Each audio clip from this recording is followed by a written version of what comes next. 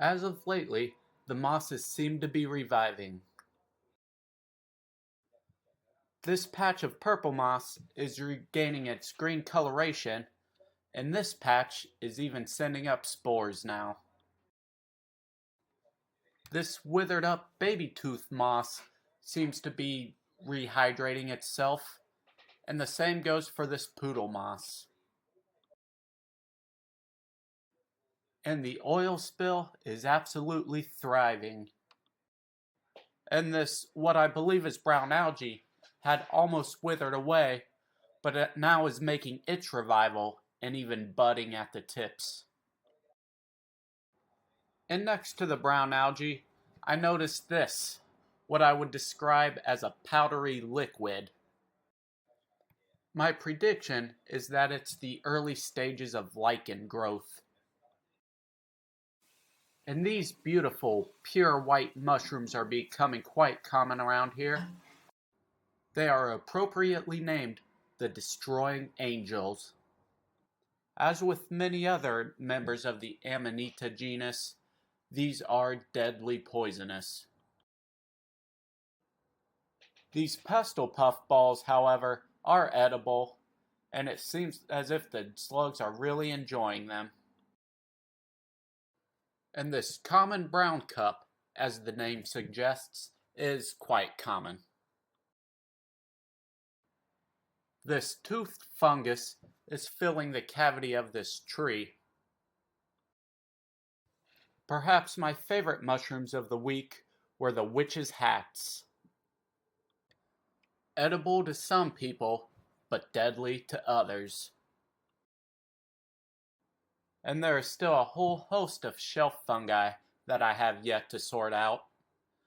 I'm not convinced that all of them are completely matured yet either.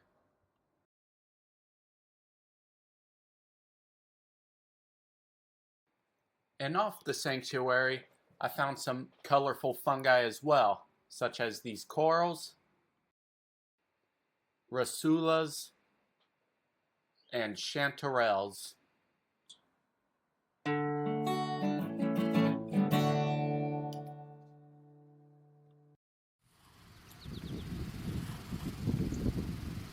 The patriarch of the beaver colony, Jung Lo, has been up early in the mornings working on the dam. Keeping this pond so high probably means that they are going to spend the winter here. The animals aren't the only ones to benefit from these ponds. The flora also thrives here.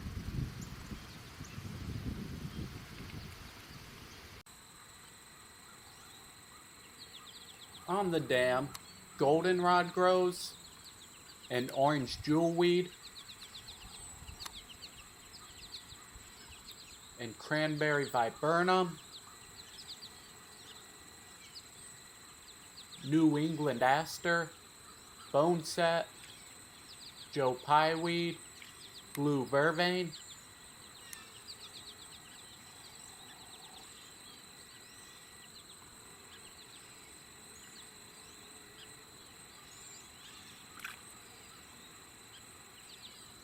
valerian,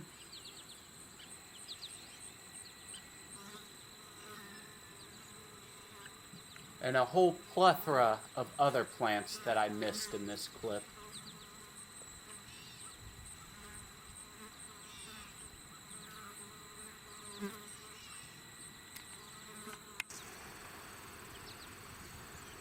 And of course, there are still green herons hanging around.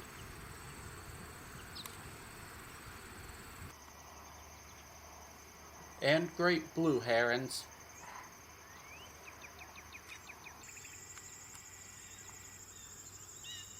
And belted kingfishers.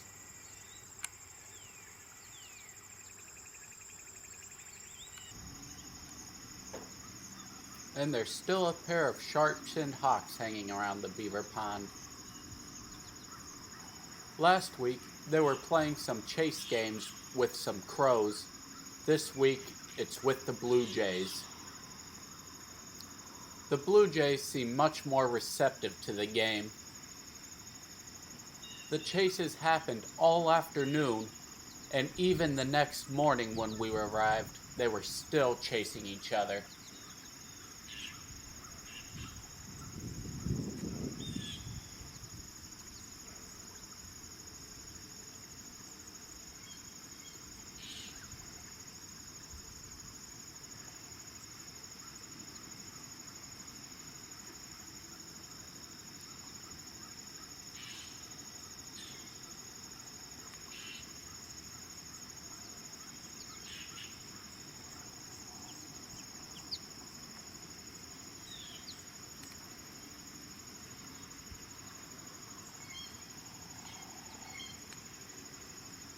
They did take intermittent breaks, but the games lasted for hours upon hours.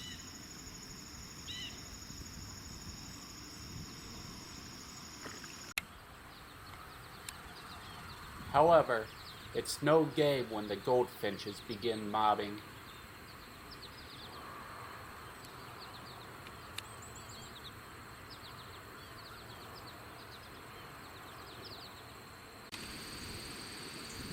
Life in the man-made pond is active as well.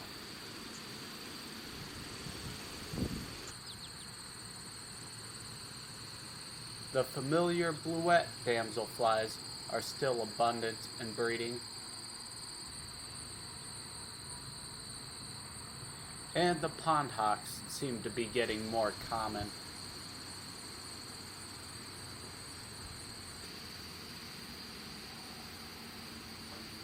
And although there are plenty of whirligigs, it is difficult to decipher any of their behavior.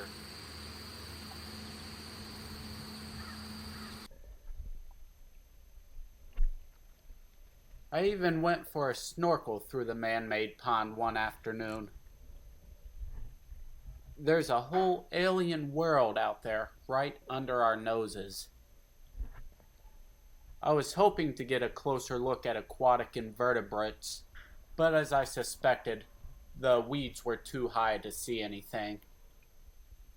But speaking of the weeds, there are at least a dozen different types of plants there. I even followed a game trail, probably made by the muskrat that inhabits the pond, or maybe the snapping turtle. Anyway, the swim has inspired me to try to learn more about aquatic plants.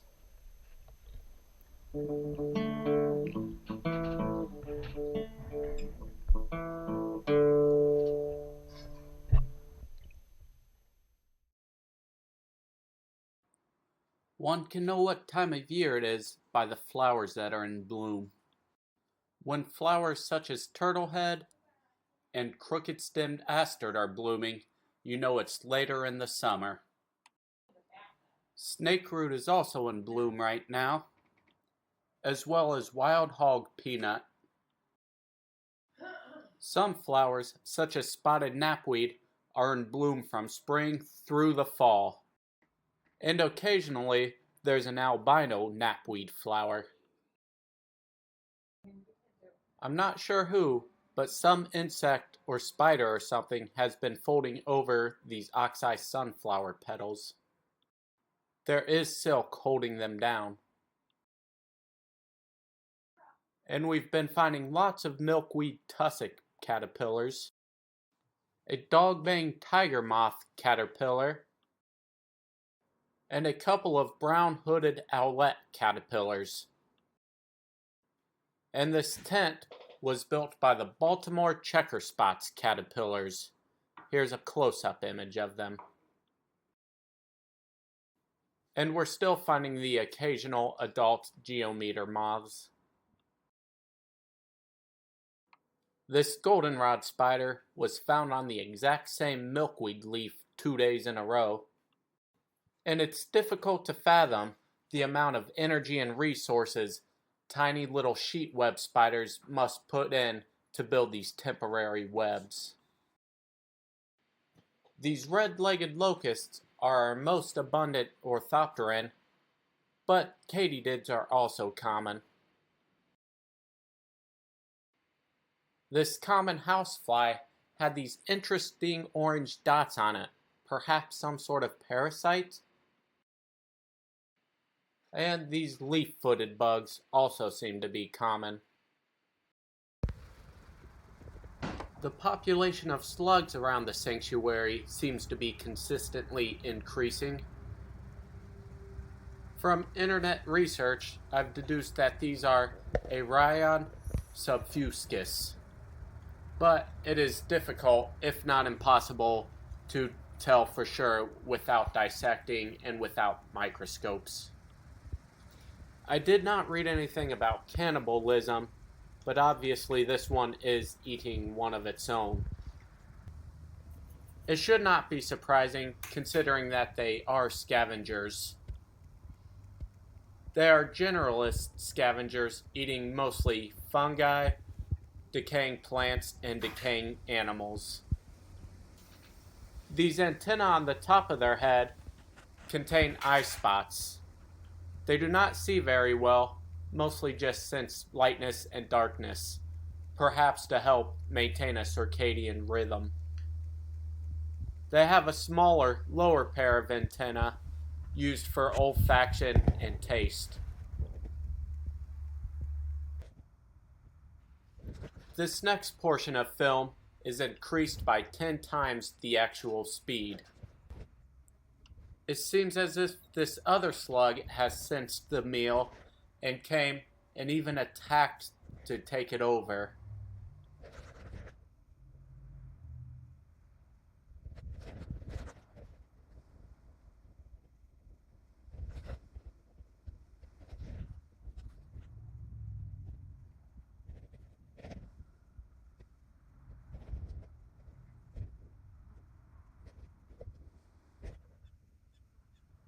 But the original slug returns to reclaim its meal back.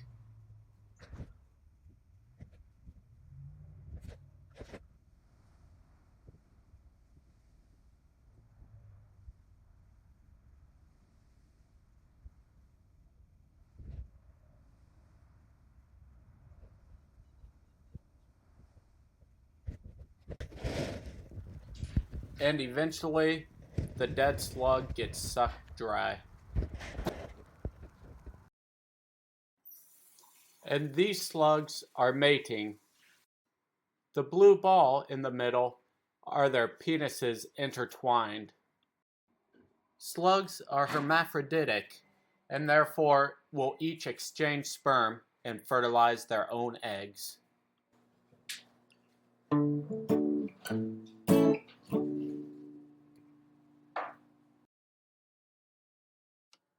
We're seeing more wood frogs lately, and they're starting to grow in size. The deer are also coming around more often, and the buck's antlers are starting to grow in.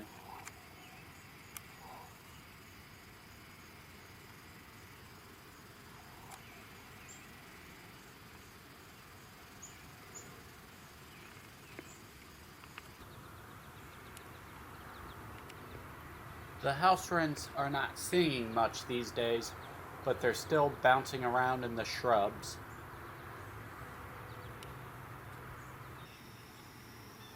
And the same goes for the common yellowthroats.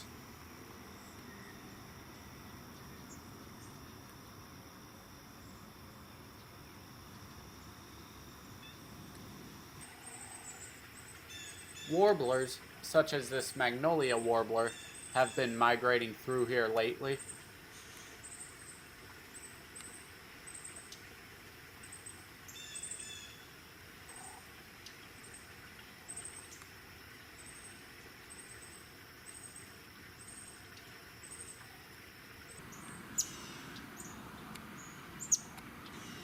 And American redstarts are also migrating through. This one's either a female or a juvenile male. The adult males are black with red patches rather than yellow.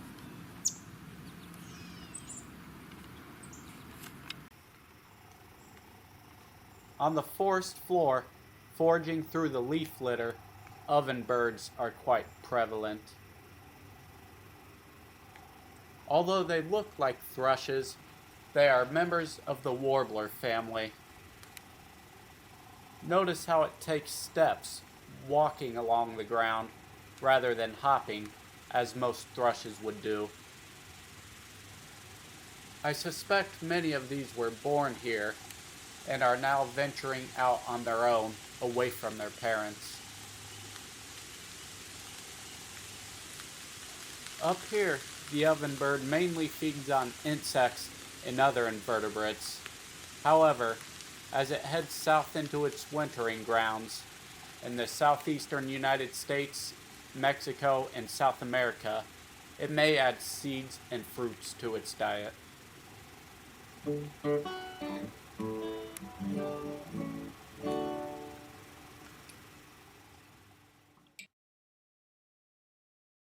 We've done a lot of trail work this week, taking care to make the trails as thin as possible and cutting around our more rare plants. Marginal wood fern, named for the placement of the spores, is relatively common in our area. However, as far as we know, there is none on our sanctuary. At some point, I would like to move some here, but as with most ferns, they are protected by the state, and therefore I need to acquire permission first. It is not uncommon to see wood decaying into blocks like this. I've been told it's caused by a fungus known as the red block fungus. I tried looking further into it, but could not find any information. So, this is another item added to my long list of tentative research.